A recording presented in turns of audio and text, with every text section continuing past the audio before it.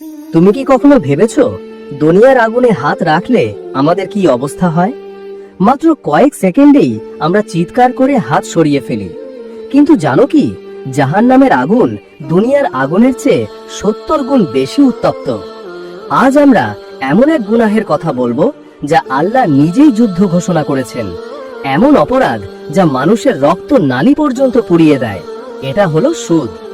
আল্লাহ বলেন, যারা সুদ খায় তারা উঠবে না, কিন্তু এমন ভাবে উঠবে যেমন শয়তান তাকে স্পর্শ করে পাগল বানিয়ে দেয়। সূরা বাকারা আয়াত 275। এই আয়াতে আল্লাহ আমাদের একটি ভয়াবহ চিত্র দেখিয়েছেন। যেদিন কিয়ামত হবে, সুদখোররা কবর থেকে উঠবে পাগলের মতো। তাদের শরীর কাঁপবে, মুখ বিকৃত হয়ে যাবে, চোখ উল্টে যাবে, এমন ভাবে তারা দুলবে যেন কেউ তাদেরকে মাটিতে টেনে নিচ্ছে। আল্লাহ বলেন, ব্যবসাকে হালাল করেছেন কিন্তু সুদকে হারাম করেছেন।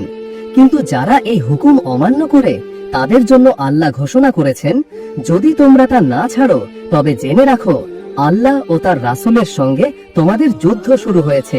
সূরা বাকারা 279।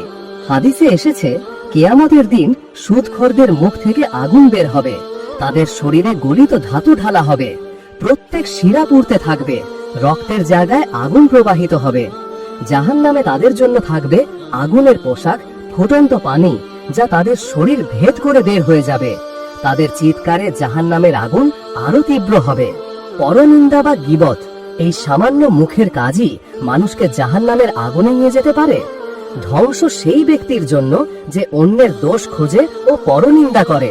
সূরা হুমাযা আয়াত 1। পরনিন্দা মানে কারো পিছনে তার দোষ বলা। যদি সেটি সত্যও হয় তবুও সেটা গীবত, আর যদি মিথ্যা হয় সেটা হলো অপবাদ, যার শাস্তি আরো ভয়াবহ।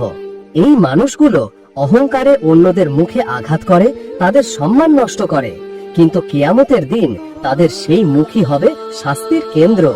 আল্লাহ বলেন, সে নিক্ষিপ্ত হবে হুতামা নামের আগুনে। সূরা হুমাযা আয়াত 4।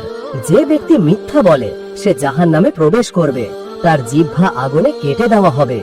মিথ্যা বলা এমন একটি গুনাহ যা জাহান্নামের শাস্তির কেন্দ্রবিন্দু। মিথ্যাবাদীর জিহ্বা হবে এমন আগুনের শিকার যা চিরকাল পোড়াবে এবং শাস্তি থামবে না। আল্লাহ বলেন, মানুষের আড়ালে কেশিয়ার মতো কথা বলা, তার খারাপ গুণ খোঁজা, সেটাই গীবত। তাফসিরে ব্যাখ্যা করা হয়েছে, যেমন তুমি যদি তোমার মৃত ভাইয়ের মাংস খাও সেটা কত দুর্ভাগ্যজনক, ঠিক তেমনি গীবত ও আত্মার জন্য অপবিত্রতা। নামাজ হলো মুসলিম জীবনের সবচাইতে গুরুত্বপূর্ণ স্তম্ভ, কিন্তু যারা নামাজ ত্যাগ করে তারা কেবল আল্লাহর নৈকট্য হারায় না,